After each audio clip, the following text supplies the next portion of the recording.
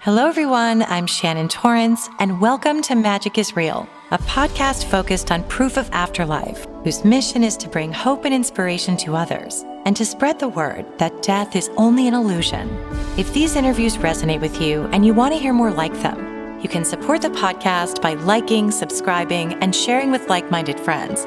Thank you so much, and thank you for being a part of the Magic is Real family. I wish you peace, light, and love always. Hi, Magic is Real listeners. I'm Shannon Torrance. I had a little bit of a hiatus due to illness. I'm all better now. I'm so happy to be here today with my guest, Claudia Edge. Claudia is a near-death experiencer, and she's also the author of two books. One that I read, which is called Gifts from the Edge, and it's a beautiful book about her near-death experience, but it's also a series of essays and insights that she's learned and that she has to share with us that are so beautiful. She also wrote a book called We Touched Heaven, which interviews near-death experiencers about their own experiences. Claudia, thank you so much for being here. Oh, I'm excited. This is going to be fun. Me Thanks too. for having me. Oh, it's such a pleasure. We were supposed to do this a while back, and then I ended up getting cold and a sinus infection. So this is great. So Claudia, I would love to hear. Tell me about your life. Tell me about you now. I know that you're a speaker. I know that you're a writer. Tell me what life looks like now. Just a little brief summary, and then I'd love to go back to kind of where you came from. Okay. Well, I would have never suspected this would be my life now. Radio shows and writing books and whatnot. And I wanted to tell you, I have written three books. Two of them are Thank you. the Gifts from the Edge. One is Stories of the Other Side, and one is Lessons from the Other Side. I'm not sure which one you um, read, but I am honored that you were reading. Thank you so Oh, much. it was a pleasure. I also want to say very well written, beautiful insights. Really, truly enjoyed it and recommend. So thank you. Thank And you. that's the one with the purple book. So they're blue. I don't know Oh, which one that that is. one, you like that one? Oh yeah, that one. Yes, yes. Awesome, awesome. That's my first one. That's the baby, Okay, that's it's a beautiful baby. I made this. Yeah, it's beautiful. And in fact, on that note, I actually wanted to read an excerpt from it. Oh, And I need to put my glasses on because I'm getting to be a woman of a certain age. mm, I had actually posted one of your excerpts from your book on my Instagram. So I just thought this was so beautiful. It gave me chills. It really resonated with me. This uh, this is from your book, Gifts from the Edge. And tell me what the subtitle of that is. stories of the other side. Stories of the Other Side. We are magnificent souls, each an individual thread of Source, our Creator. We, all of us, are necessary to be a complete whole and unified piece, and we are all loved equally. This can only be accomplished by our working together, as none of us will be left behind. All are necessary and needed to weave the perfect tapestry of God. I thought that was just beautiful. Thank you. It gave me goose pimples. Yeah. Yes.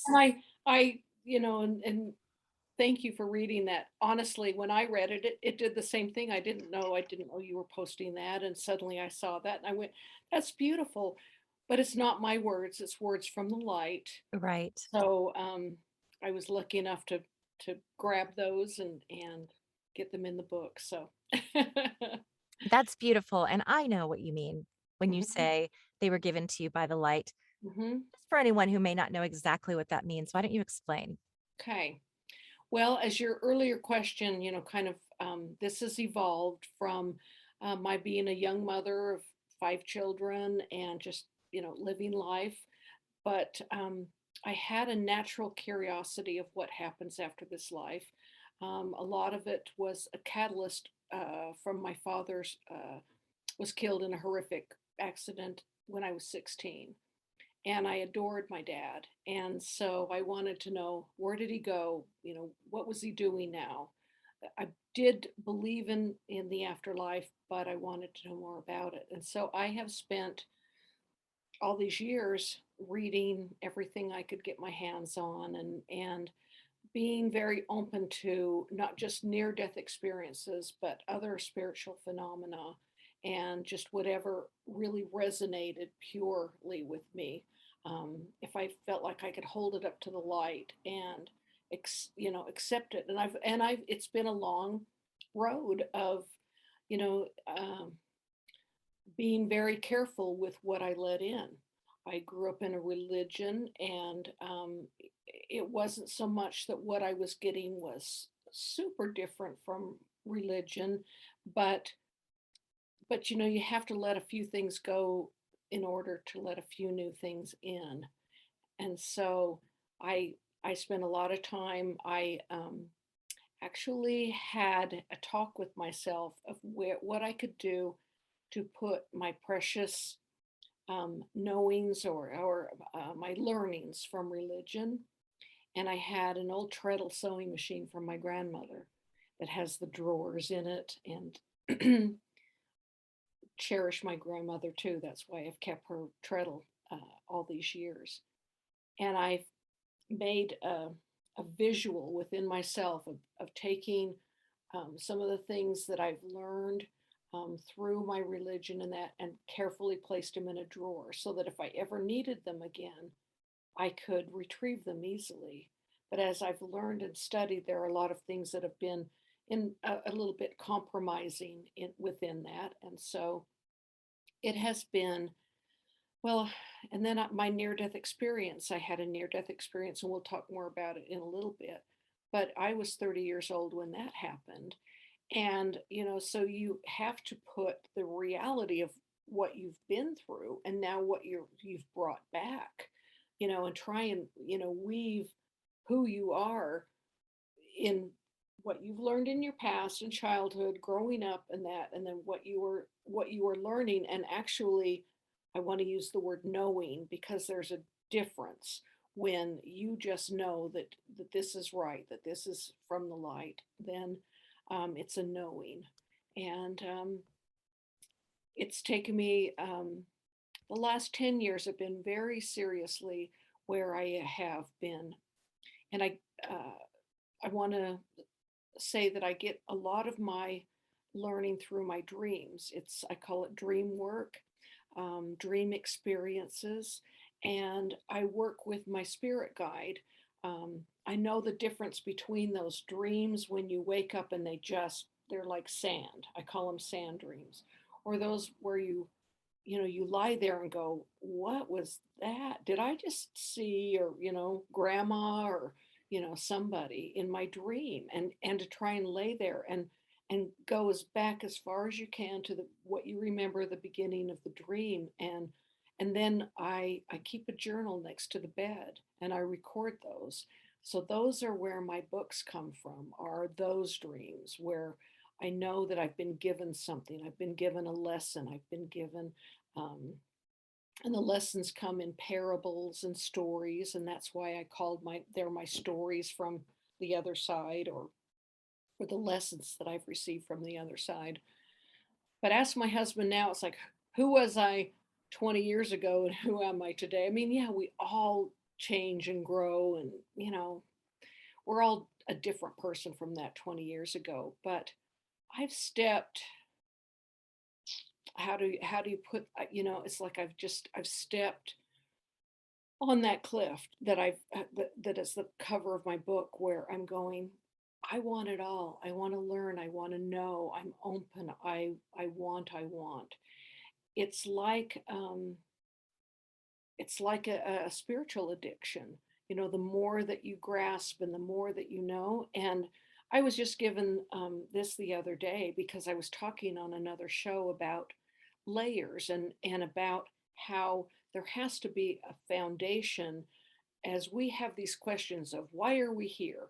Why, and so we have some answers, but things are coming in layers so that we can grasp them and understand them with kind of our limited mindset here. And I don't mean dumb, just whatever our humanness can hold and understand. And so, we're not given this huge script of the answers, because our heads would explode. So um so I was given the fact that that it does come in layers. And so I thank your audience for being here because you're true seekers, you know. You're here now, you're open, and I, before I speak, I just hope that if there's one person that needs to hear something that I have to say today, if I've reached you in any way, then I've done my job, you know. It's those positive ripples. So thank you for having me on your Oh show. yeah, thank you, and for saying that. I can see why you're such a good writer. You're also a really beautiful speaker. Uh, and I think that's true. That's what I always say is, hey, if one person hears this and it resonates, that's the whole mission of this podcast, apart from the fact that I just love to I could go down the rabbit hole with this stuff for hours and hours. So, of Yeah. course, there's a bit of a selfish motivation behind starting it because I, rather than corner people at parties with and talk about spirituality for hours, I can just corner someone who I know gets it and wants to talk about it as well. But Right. also, but I do also have the mission of really wanting to spread this message. And I loved what you were talking about with dreams, and we're gonna go into your near death experience, don't worry, but, I just love that idea because I one of the things that your book sort of aims to do is to show us that there are signs everywhere, and Yeah. as the name of my podcast implies, magic is real, that's why I called it that,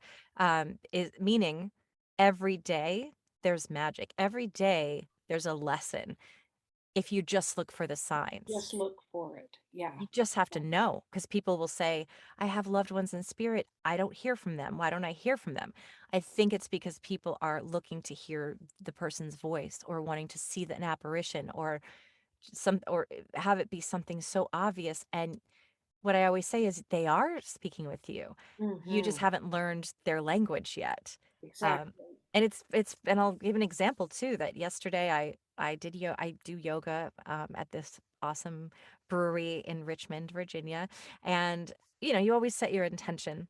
And my intention yesterday was to let go of attachments, let go of anything that no longer serves me, and just be present in my life and enjoy every single moment for what it is, not wanting something I don't have. So as I went through my day, I just kept seeing 911 is one of my angel numbers. It just happens to be that I see that number everywhere. Then I look at the clock again as I'm with a friend. It says 111. I look at the clock again. It's 4:44. I look at the Mhm. phone and suddenly it says that I have like 11 messages and 11 notifications or whatever it was. Yeah. And I'm like, I get it. And I just laughed and said, that's those messages that I just kept seeing them over and over. And I know they were firming Mhm. my intention for the day. It's one part they're really throwing them in my face, and it's one part my own intuition, knowing that's why what they're saying is exactly, girl, be present, let go of like wanting, just exist and enjoy We're the here. moment. We've got your back. Yep, Yeah. Yeah. that's right. Exactly. So, I know that our listeners definitely want to hear the story about what happened, how your near death experience really struck me because it's a pretty traumatic one. So I know we'll have a lot to talk about in Yeah. terms of what I you want went to through and how it interject. affects you. Hmm. I want to interject one thing before we get going on the Please. is we were talking about acknowledging messages Yeah. and as I call them gifts and whatnot, and how you think you're going to hear somebody. And because my mom has passed, and it's her birthday today, and Oh. so this is kind. I thought I'm going to kind of dedicate a lot of the show to her because she was, beside my sister who died a few years before her, have been my sister and my mother have been my greatest teachers. And one time, as I was, as she was declining in health, um, I started saving all of her voicemails. Just simple things like, "Hey, what you doing? Where are you?" Just her voice for just those few moments. And I knew that someday I was going to need to hear those, and so I kept them. And she had been gone for several months, and I sat down and I only had a few spots left in my voicemail, and I was a busy real estate agent, and people were constantly saying, "Your voicemail's full." And I was like, I've got to do something with these because I need more than one or two spaces for people to leave messages. And so I sat and listened to every one of her voicemails, and it became pretty quite a mood in there. I was after each one you shed some tears, and I missed hearing from her. I wanted to call her so badly, and I sat and I got to the point where you're just sobbing, and it was like, okay, Claudia, take a break here. We need, go get some lunch or something. And there was a leftover burrito in the refrigerator, and I got out some taco sauces. You know how you go to Taco Bell or someplace and you throw the extra sauces in a little container or the drawer or whatever. I grabbed a couple of them and threw the burrito into the microwave, and when I turned back around, I mean, I don't know. I don't come to a conclusion that things are moved around or anything. All I know is when I turned back around, I noticed two packs, and you just read the book, so you know this story. They were hot sauces that I've never noticed that they put a little message on the front of them. I'd never noticed. You're in the middle of getting your stuff ready and you open it, and I just had never. And here they were, and one of them said, "Call your mother." And then the one next to it said, "I miss you too." Now, goosies again, but I sat there. Of course, then I cried again because I thought, I've received a message from my mom. Though in our busy lives, simple things like that, you can brush it off. Hey, that's what happens. It's just that they were down on the counter together, and they happened to coincide with something that I was thinking about. Mhm. Cool. But I went through every packet that I had stored, and then I have now, for over 5 years since this happened, watched for a similar message on that darn packet. And I have never come across either one of them a second time. So that is just one of the, I mean, and that was just in the very beginning when I was letting myself trust that these these things do happen, and if you allow them and you acknowledge them, you get so many more.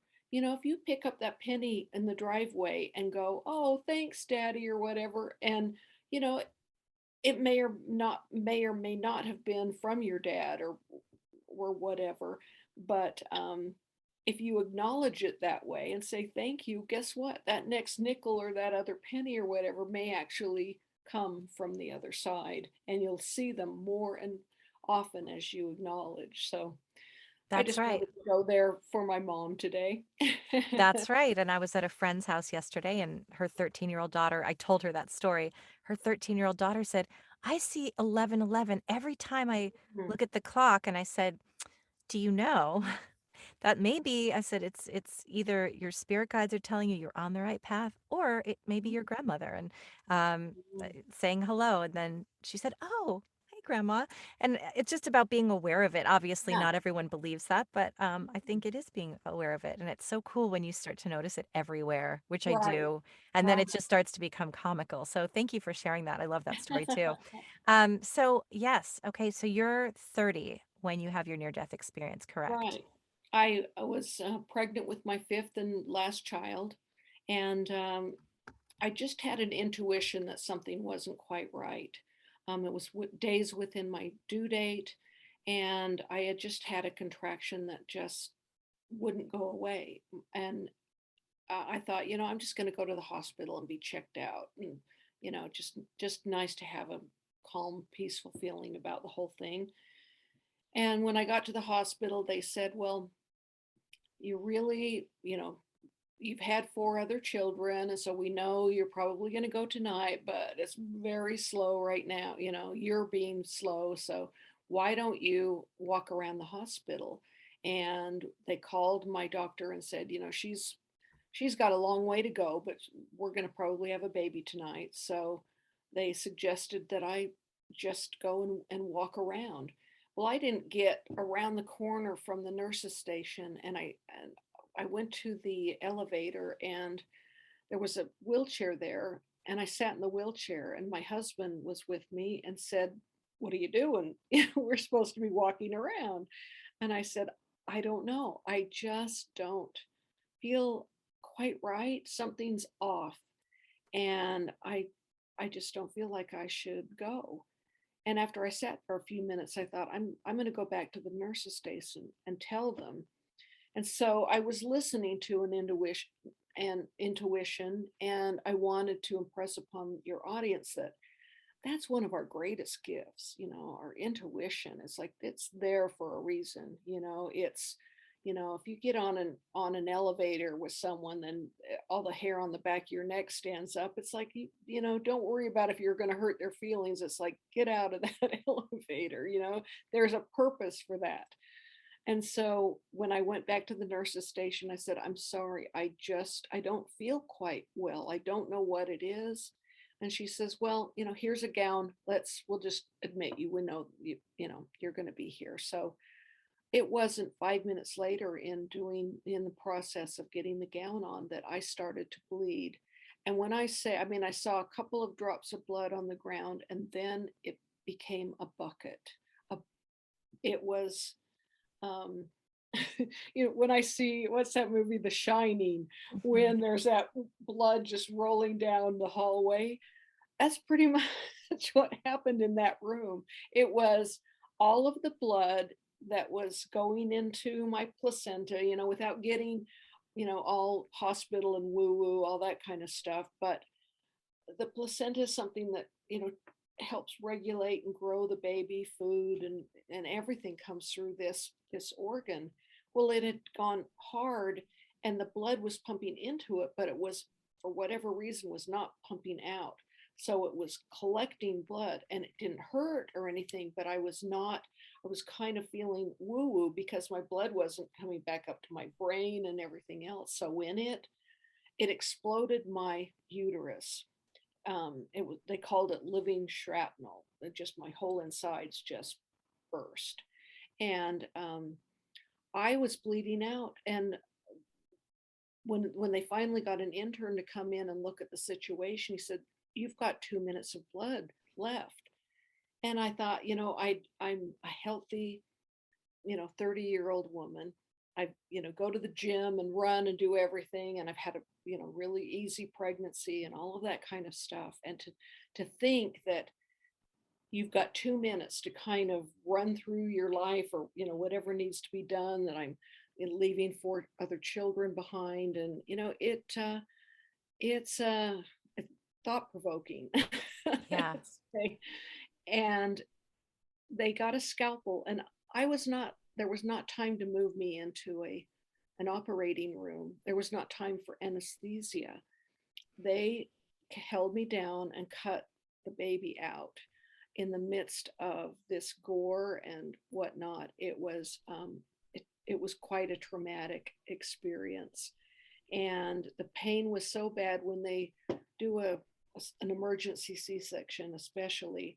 They have to move organs to get to the baby, and they were pulling out intestines, and it's That part cool. stuck with me when I read your book, and Yeah, I'm not I mean, I watch medical shows, I'm very interested in that stuff, but it's just horrifying to imagine. It's like yeah, something out of the Civil War era. yeah. So, when I But say traumatic, I mean traumatic. yeah. And my biggest, what goes as a mother is you just say, "Save my baby." There's no thought to what is going to happen to me. It's when he said, "We've got to do this," I said, "Yes, do it. Save my baby." And so I was doing everything that I could to just hold still and hold on. But that pain was so intense, that I started the ceiling off of the room just kind of lifted. And what I noticed the most were the walls were starting to do this wave. They became like fluid, and they were getting closer. They were moving in. And I had read all of these accounts after my father's passing. I knew I was like, "Oh, here's the tunnel. Oh my goodness, I really am dying." And I look at it now, there was a little bit of an excitement of, I'm going to be seeing my dad soon. You know, it's been 15 years since I've seen my dad. And so I thought, well, okay, I guess here we go, because it surrounded me and I ended up popping backwards out of my body. And I didn't immediately go, "Oh, I'm dead," but I was watching this, had this visual of just the trauma, the blood, the racing around, them trying to revive my baby, you know, knowing that she was gone. And, you know, it was, I'd had enough. You know, it was one of those where I floated through the hospital, and eventually I ended up in a gentleman's room. And when he didn't notice that I was there, I thought, I'm dead.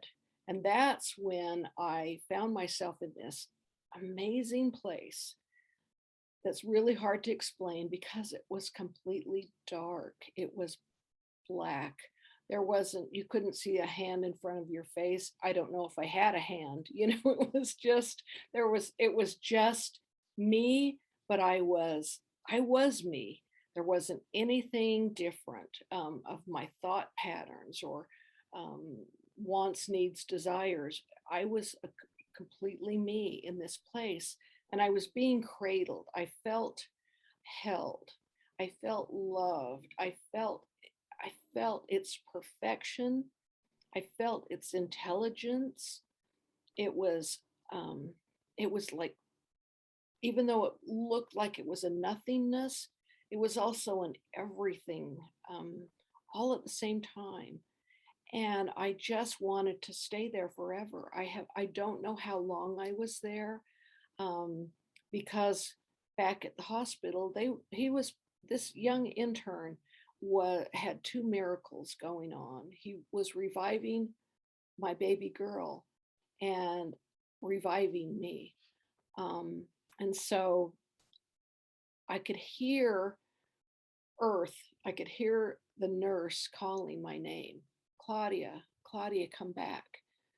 And the more that it called, it was so irritating. The you know, because it was so quiet and just perfect, that I kept crawling, nudging it, you know, deeper in the covers, so to speak. I did not.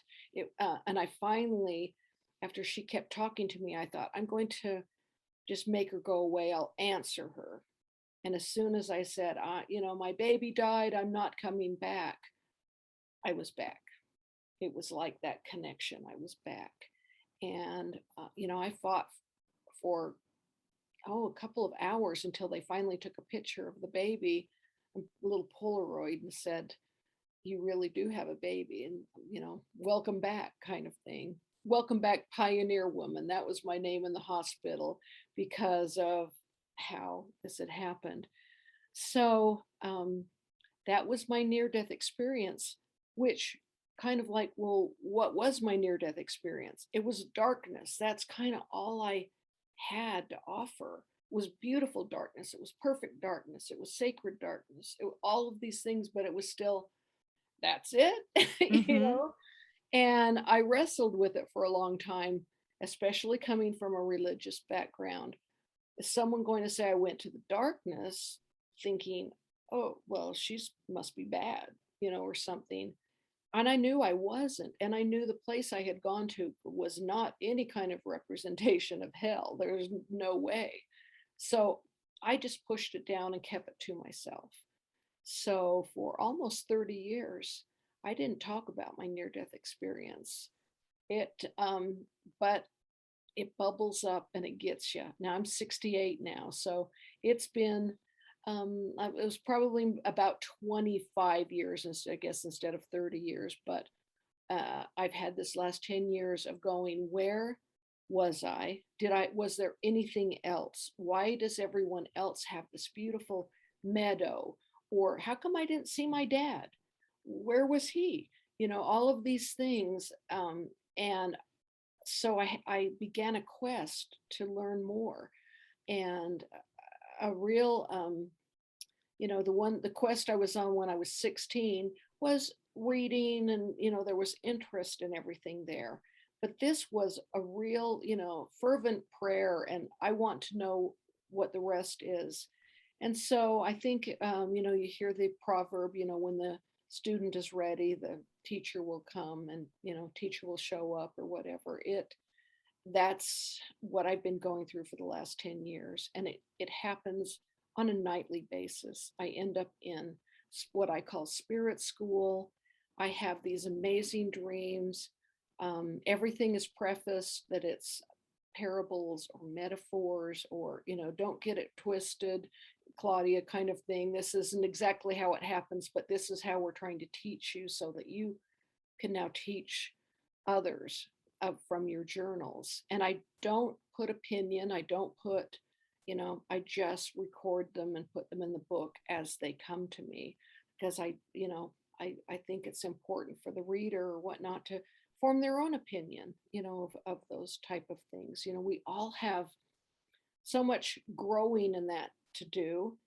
And someone asked me, is it necessary? Is all this necessary? Do I need to be watching these videos or reading these type of books when I would really just rather watch Dexter or, whatever, Law and Order, and, and it's kind of like, no, you're loved, and, it's all, I would not say no. If it's not an interest to you, then no. But there is a reason for it. And I think we get to a certain place in our, um, I want to say maybe vibration, our, how much we have accumulated in our knowledge, where we want more. We don't want to just be part of the machine or whatnot. There seems to be a quest for more than just waking up, going to work. What are we eating? Get the laundry done, and tomorrow do it all over again. Just within that mechanism that they're just, there are so many people who approach me and want, there has to be more. And there is. It's lovely. It's wonderful. And it is, again, the layering, and a little bit of knowledge, and let that, rest within you, and, keep it if it feels right. And if it doesn't, set it aside. It's I think we that all kind of have, thing. yeah, we all have our own path. And I personally watch all the videos because I'm fascinated by it and interested Mm, by it. But I lived the first half of my life very much in the 3D world, very mhm, much just worrying about my ego's needs and what was going on with people around me or what I had to get done, and being mm. a productivity addict, which I still actually am. But but now it's just wanting to learn, and I think that's also just part of getting older as you get closer to quote unquote death, which doesn't actually exist. You start to just go, what is it all? What am I doing here? And not Yeah. only that, I think what's so interesting is as you get to be middle aged, you start to see patterns. You have enough time to see the patterns and how everything works itself out. And then you start to say, there is something going on because there are so many synchronicities. I Mhm. also know that I some, love that word. It's just my so do one of I. my favorite. Yeah. It is because it's, There aren't any th- accidents. there, no, If you examine those happenstance meetings and whatnot, it is the craziest thing. Um, it's I'll, and I don't mean perfectly to interrupt orchestrated. you, because No, please. the other day I had, I have my daughter, and in fact, that daughter, that survived. She lives with me and her, little, they'll be six in a couple of weeks, little twin boy and girl, whom I adore. I had them in the car with me, and we were on our way home. And as we sat at a light, and there was a people coming out of a Target parking lot trying to get on this highway, and I just left enough room, so that as I'm at the light anyway, might as well let some people through. So one person went through, and the next person that went through was the children's mom. My daughter was right there. And even the kids said, "Grandma, look, it's synchronicity." It's synchronicity. That's so funny though, but it is, and it's so cool to see how it just all lines up. It all Mhm. lines up, and that's when you start to go, "Oh, something's up here." If you Yeah. choose to believe that, some people will go their whole lives, obviously, and never choose to believe it, and that's okay. That's their path. just as you were sort of comparing your near death experience because you had knowledge, which is actually, I would say, it feels to be rather rare that you understood what a near Mm, death experience was so that you were able to actually know as it was happening, oh, I might get to see my dad. yeah. This could be really interesting. And then there are people, even Eben Alexander in Proof of Heaven talks about being in this sort of dark place for a long time. And of course, he was in a coma. So I always imagine, because I believe that heaven is a state of consciousness rather than a place, I sort Mhm. of think it's how far dead you are in a sense that it's almost like how dead are you? That had you been more deeper into it, you might have ascended to another level. You might Mhm, have mhm, experienced that's when you might have started to see your loved ones going, okay, we're here. But you were so not meant to die in that moment. And mhm. yet your soul was saving you from the excruciating pain. So it left your body. So you could also argue it wasn't necessarily a near death experience as an out of body experience. I mean, clearly you would have died within a couple of minutes, but in the sense that, and what I mean is more just that sometimes I think when there's a traumatic injury, every near death experiencer I've spoken with has told me that their soul left their body so that, and watched the whole thing happen so Mhm, that they didn't have to suffer that pain. mhm. Um, and for whatever reason, your path was just not to die all the way, but Right. to sort of put your Well, foot in the pool. I was dead because the hospital was asking me when you died. So I knew I was dead, but You had flatlined. I had, and Yeah, I mean, I had basically bled out. right. My skin, they called it morgue gray. There wasn't blood in there, but, and I just go, miracle, I don't know. Yeah. Um, but what I have received in these last 10 years are memories.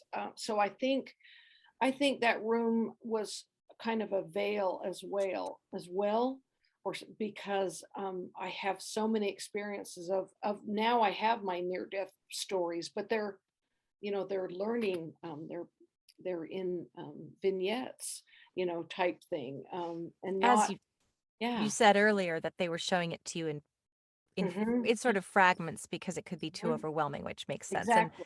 And yeah, I that makes perfect sense. It just feels like some people when they die and they flatline, they only sort of exist in sort of a murky area. And it's more Hmm. of consciousness than seeing a lot of stuff. And then some people go whatever for whatever reason to either a different plane or a different state of Hmm. consciousness where they do see the meadows and the fields and their Yeah. loved ones. And some people are just saying, I was in this black darkness, but it was amazing. I sat across from Dr. Alexander at an IANS conference, the first one that I attended, just before his book came out. I think that was the Labor Day weekend, and his book didn't come out until October. And so there was a group of us having lunch with him. And he said something at that lunch that opened a huge door for me. And I'm so grateful because his father was a surgeon and, he was followed in his father's footsteps, and his father had passed, and he wondered, why didn't I see my dad when I died? He had, he had a wonderful experience, and I would tell your audience to look him up and read his books or His book whatnot. is wonderful. Yeah, but for me, it opened up that doorway of I really, because he said, if I'd have been able to choose how my near death experience went, I would have definitely have seen my father. And I mean, my ears just went, Yes," because he was kind of kitty corner from me, and it was just an amazing opening for me to go, you know, he does have a story. He has this amazing story that's grown because I think once you've had that experience, you bring back so much, and but you start to have more memories and things, or that come up and go, oh, that makes sense. So at the point that he spoke at that meeting, he did not even have some of the awareness that he has now, that he was able to talk about later. So kind of interesting story that you It brought him is. up as well. Yeah. Yeah, it really is, and I'd love to hear a bit about, well, I'll just tell you the story. I was with a friend yesterday, and she said and, she has gone through, some ketamine treatments, and, it's a treatment for depression, anxiety, and that sort of Oh, thing, but technically and you're monitored, and it's all doctors are there watching your blood pressure, but she described it as dying. I mean, she said you go there, and mm, she said she was in this space, and there were these beams of light traveling upwards.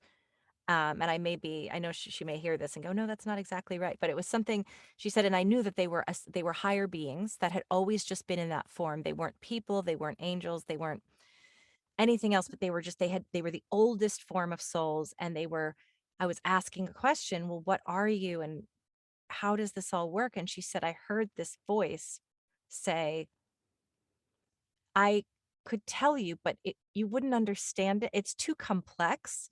And even if I told you, you couldn't share it with other people because they would never understand it. It's way too complicated. So mhm, I'm not going to explain it all to you. And it's probably the same thing, except that you are having these things revealed slowly, but it's too much for the human brain to mhm, absorb, mhm. and it could probably be very disorienting. So tell me a little bit about how it is that you receive this information. I know we touched on it, but Right, just in your right. day-to-day life or in the last 10 years, what are the different ways that Well, these just messages have come to you? just jumping in what you were saying, Yeah.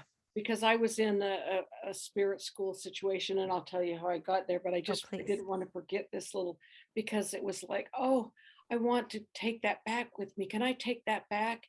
And there's this giggling because they're so humorous over there.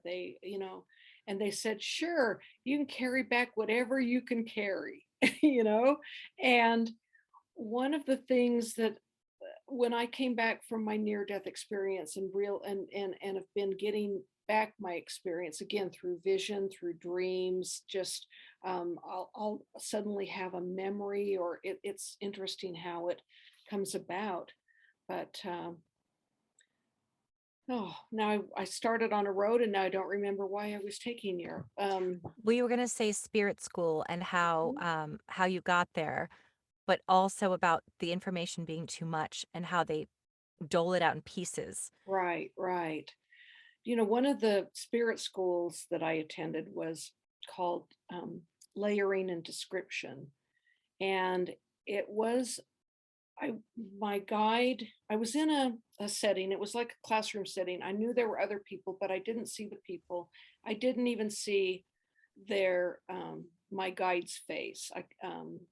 It's just one of those things you just know. And part of it, as you were explaining your friend's NDE, that she knew that they were ancient and whatnot. It's like, well, how do you know that? They speak in a telepathic, but it's not words. It's paragraphs or books, that are just kind of given to you, that you suddenly have a knowing.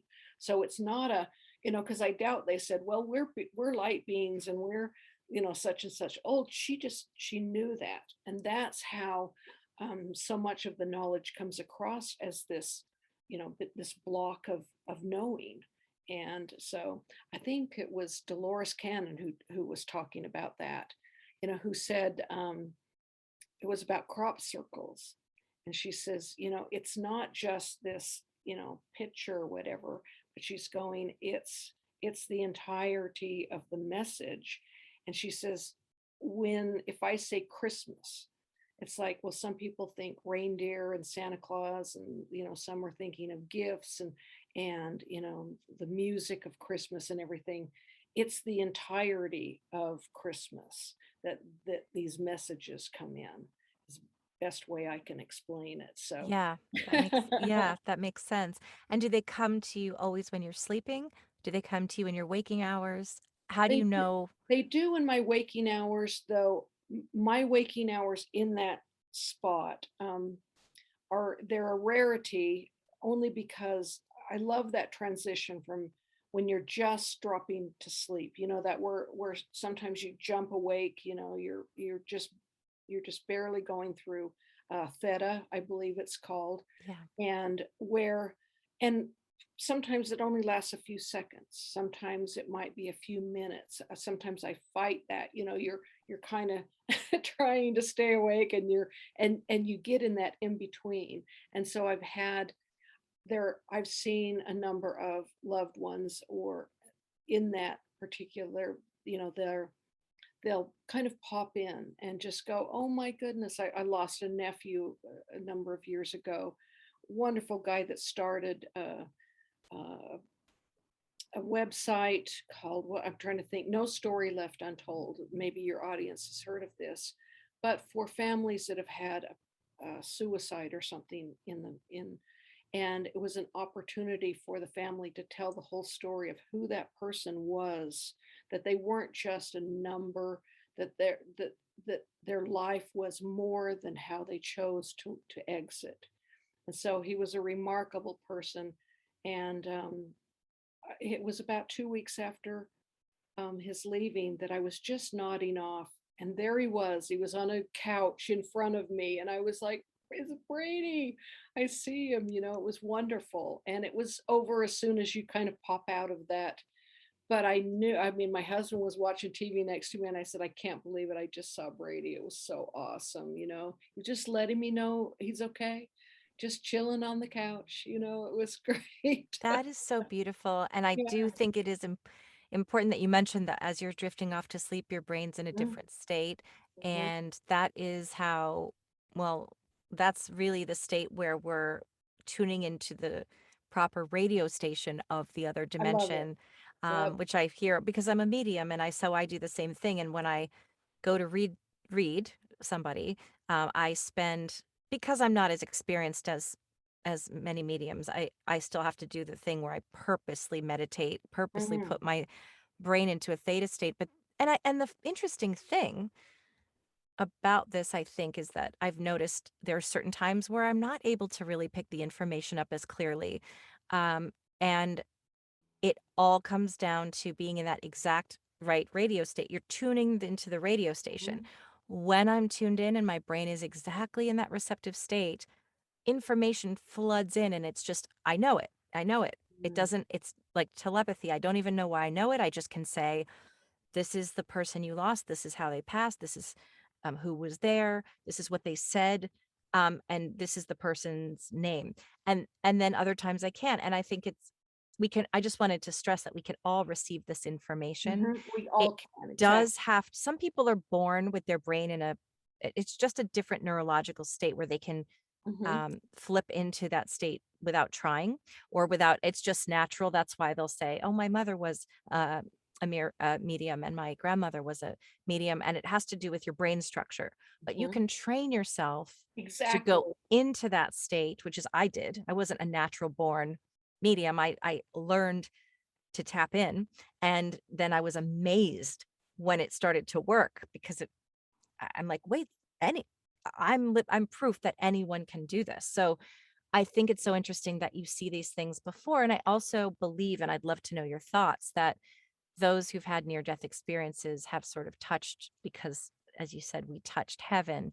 Mhm. Those are the people that often come back with uh, heightened senses, Mhm. heightened, and people who've been through trauma, which you have, because your brain goes on high alert and kind of tunes into that frequency because you're scanning. It's as if you like when you have PTSD, you often your brain is on high alert all the time. Mhm. And that's why a Mhm. lot of people that I know are mediums and they have PTSD.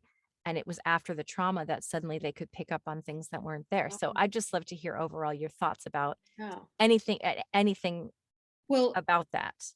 part of it too is, and as I was um, awakening and getting into all of this, there's a word that I want to use, and it's called trust.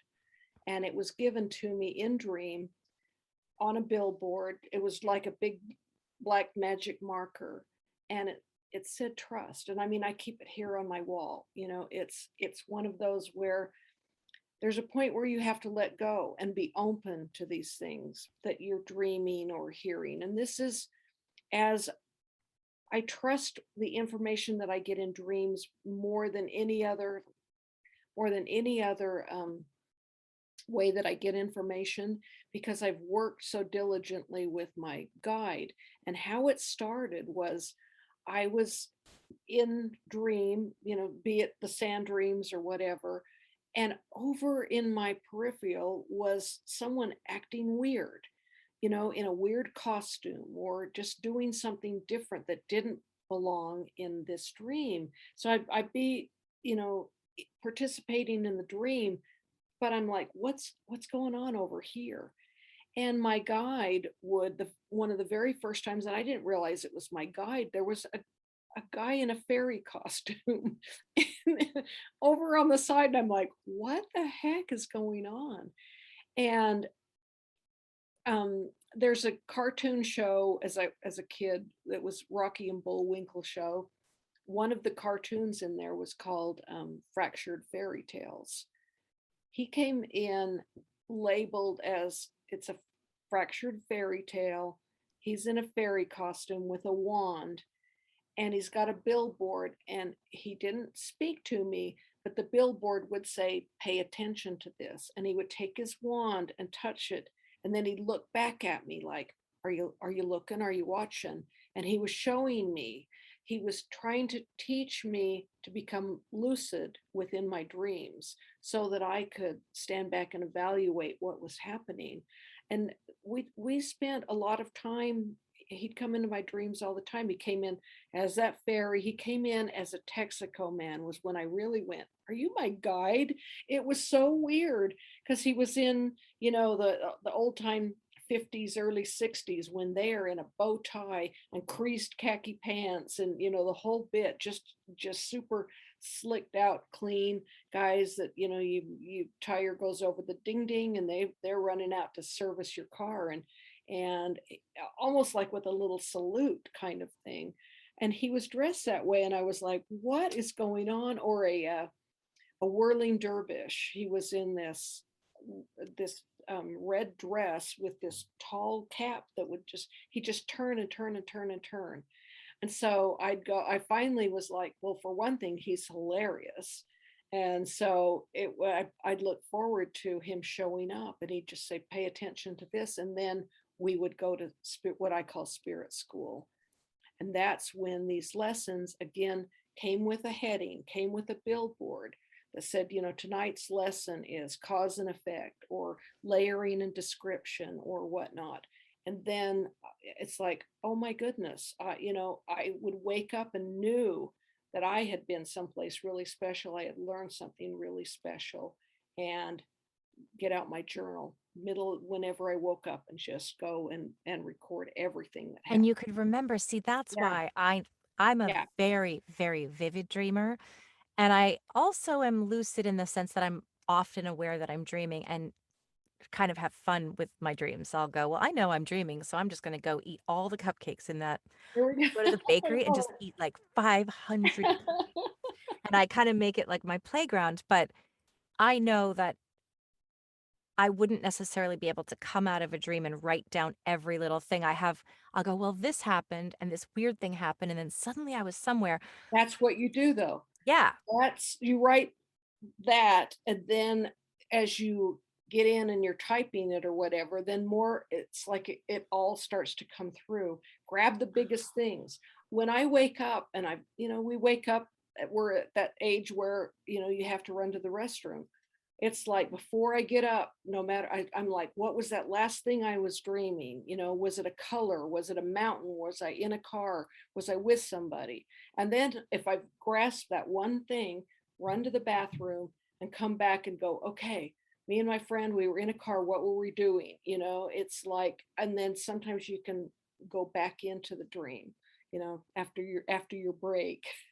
That's such a that's actually great practical advice. Yeah. I know that because when you said that was the first time you had an experience with your spirit guide, yes? Hmm. Hmm. And the fact that you were able to take those words that you saw, that feels very real to me. That feels I just don't think that's as colorful as my dreams are. I don't get that specific. Some occasionally. So it's really that's great to pay attention to that and to think about, because I think we take our dreams for granted. I remember my Mhm. ex-boyfriend was like, he'd go, "Okay, what did you dream about today?" He was like, "I don't even know what you're talking about." He said, "I don't dream. I don't know. I don't even dream." I think you do dream, you just don't remember the dream, Mhm. um, or you're just not in REM sleep or whatever it is. But that is such an interesting way to connect, Yeah. that I actually haven't given a lot of thought to, but I think that's really important. I'm glad you shared that. Ask, Yeah, the universe will give us so much, but they just don't give it to we have to want it, and there's a responsibility too, it's kind of like, what are you going to do with this information or whatever? But sometimes it's like that I might just be blissful if I didn't know all this stuff, yeah. but I can't say that. It's so Well, wonderful. now I'm I, excited to read yeah, that other book because I wanna see what they have to say, and, yeah, I yeah. a friend of mine just texted me, the guy I know, he said, "I was walking," he goes, "I was just walking the other day, and I just heard the name," and it was something really unusual, like, I know the first name was, Amber, it was like Amber Dunleavy or something, it was something with a D that, and he said, and I was like, "Why did that name just come to me?" And he said, "I looked it up, and it was actually a general that had fought in the World War Mhm. in New York." Um, and he's like, "I just wanted to know what you think about that." And I said, "Well, ask." I said, "That's I don't know." I said, "Either maybe it was a past life, but maybe it was a spirit that you were connecting with as you were on your walk."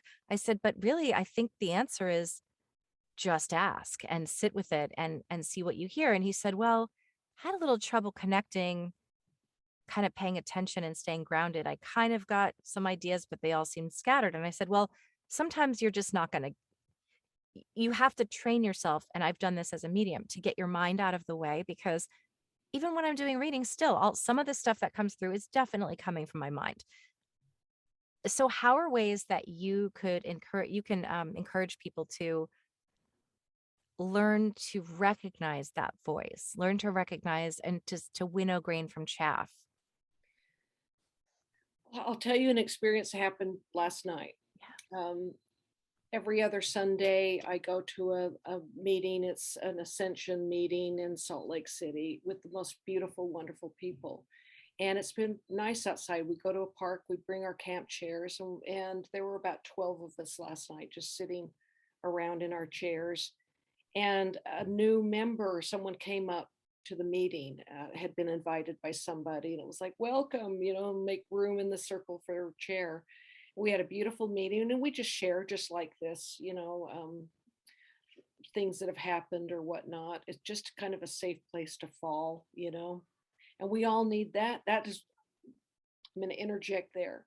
Find a safe place to fall, join a group, join where you can say, I had this weirdest dream that you might not want to tell your husband or wife or whatever, but maybe, from a safe distance on the computer and anonymously or whatever it is, share it. And there are all kinds of groups out there. So I wanted to interject that in the middle of my story is That's so cool.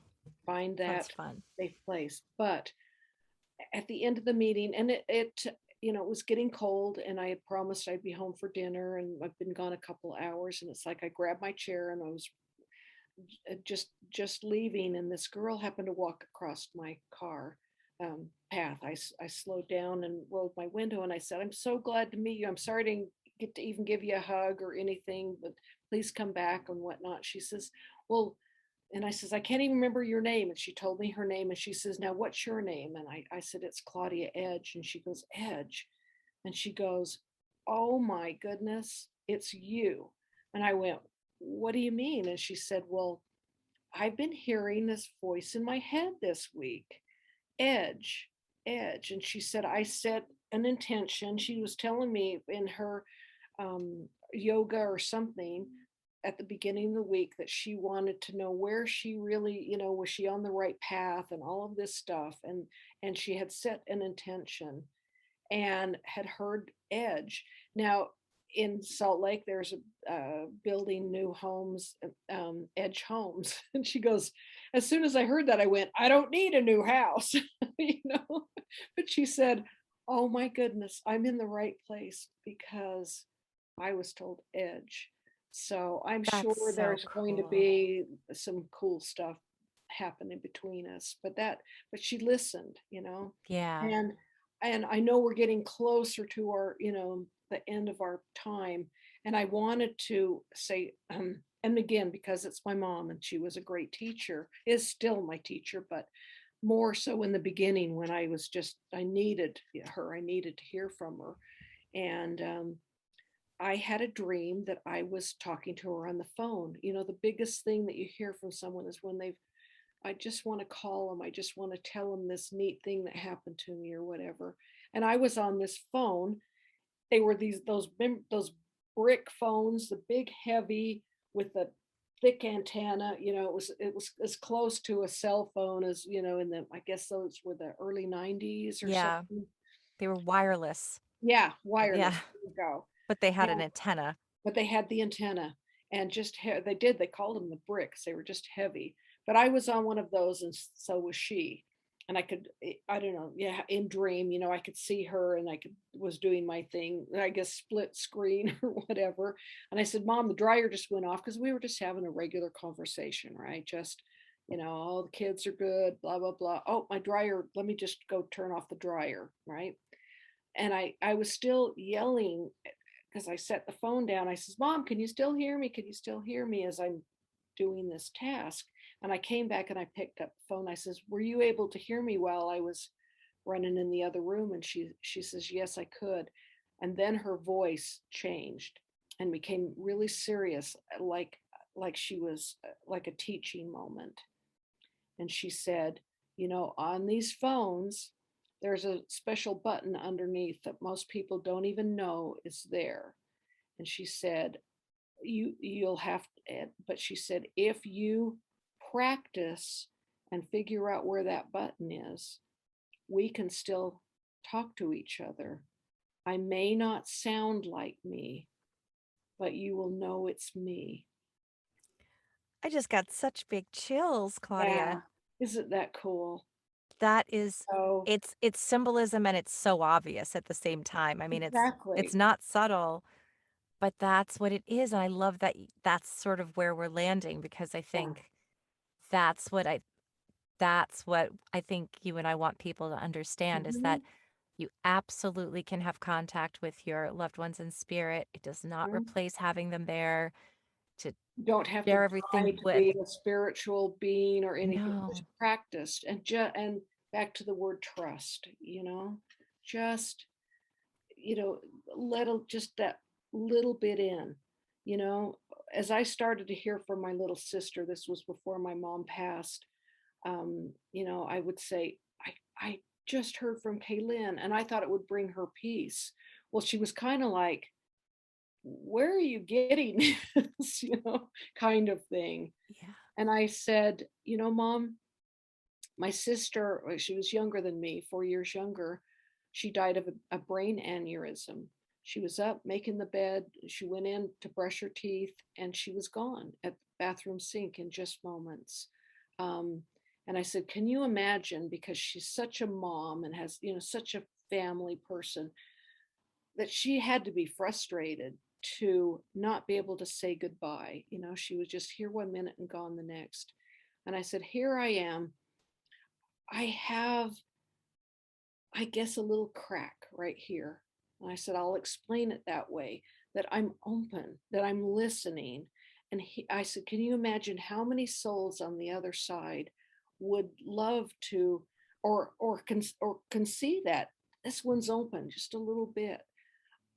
Maybe I can send her some information, maybe, that type of thing. I said, can you see how that would bring my sister Kaylin, could bring Kaylin some peace on the other side by finding that person that's cracked open just a little bit. I said, I'm the crack, Mom. That's awesome. My teacher, one of my teachers and mentors, Monica the medium, who I love, she calls it leaving the porch light on. She said spirits know the ones who have their porch light on.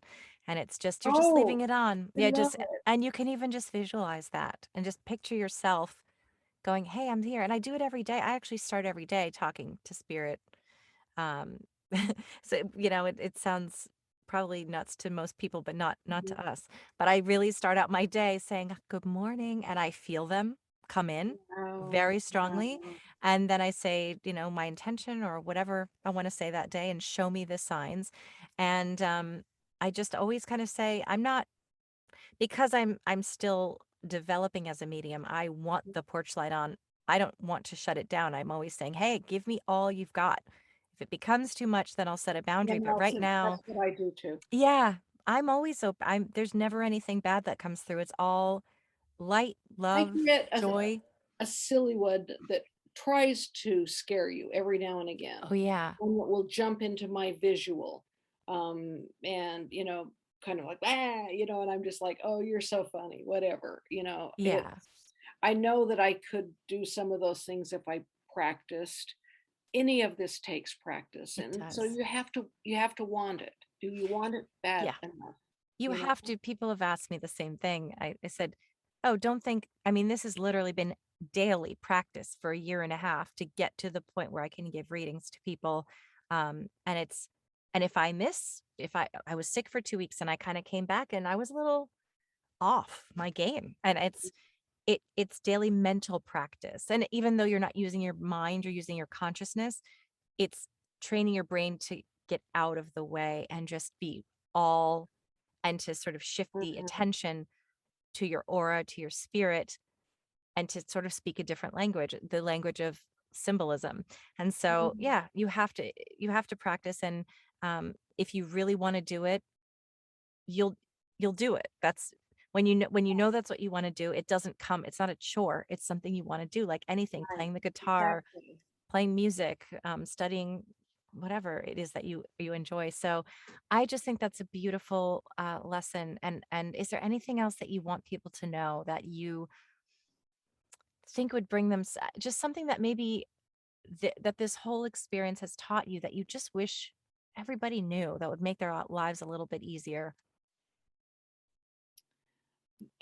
This one might make me cry, but I keep a little notebook before show of some topics, some things, and I pray before I start writing. And one of the things that I wrote down is, "You are worthy." Only a few words, but they're powerful.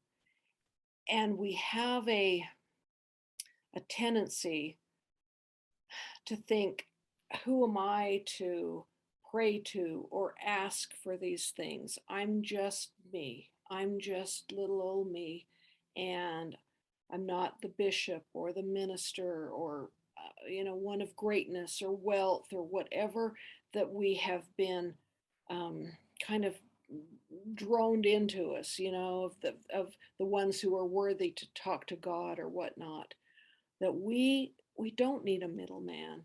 And honestly, the relationship that you can create with your heavenly Father, God, source, Jesus, I mean, it can be so beautiful, and it doesn't have to be an on your knees, with a candle and all of that. I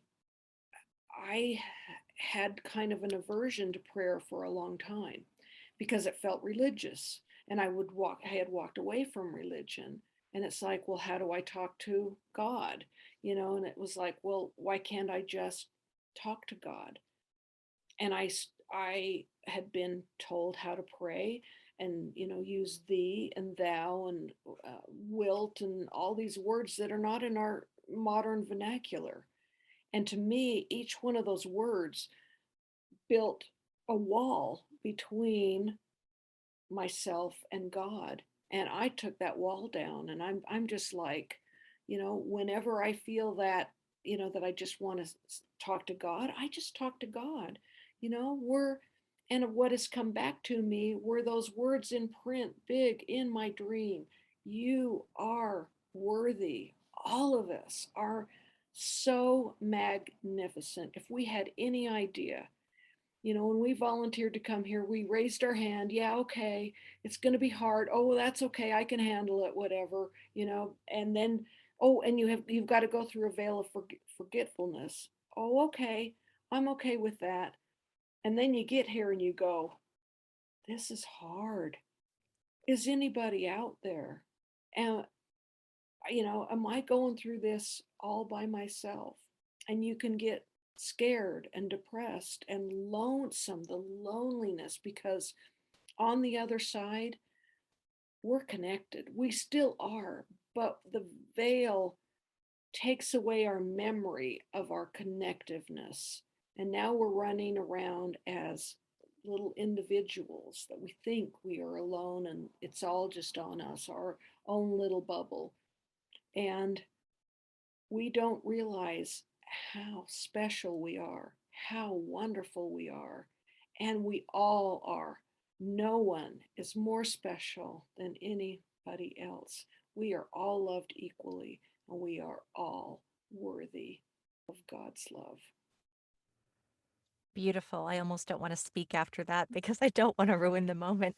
But Mm. thank you so much. That was so beautiful. And again, I'll put your website below, but I do recommend reading your books. I do appreciate your time for being here, for sharing your insight and your story with others. And it's just been so much fun speaking with you. I just want to thank you for showing up for this and for all the work that you do to keep reminding people that there is hope, that this is not all there is. Thank you.